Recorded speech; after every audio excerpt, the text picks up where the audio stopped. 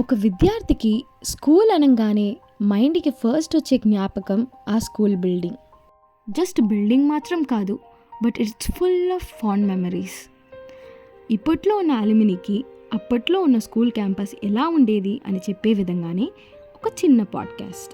School canteen అనగానే వేడి వేడి సమోసాలే గుర్తొస్తాయి.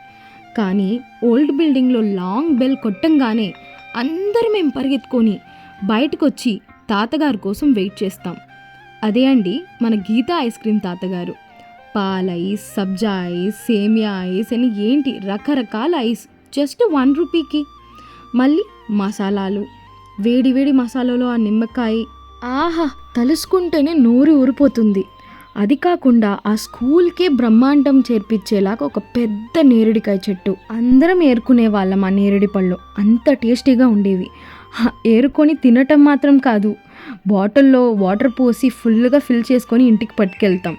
అంత ఫాండ్ మెమరీస్ ఆ నేరేడు చెట్టుతో. ఇంకోవైపు ఏంటో బామ్మలు. వాళ్ళు ఏం అమ్ముతారు? ఒత్తి జాంకాయ, ఉసిరికాయ, మామిడికాయ మాత్రం కాదు, అందులో స్పెషాలిటీ ఆ ఉప్పు కారం చల్లుకున్న ఆ స్ప్రింకిల్స్.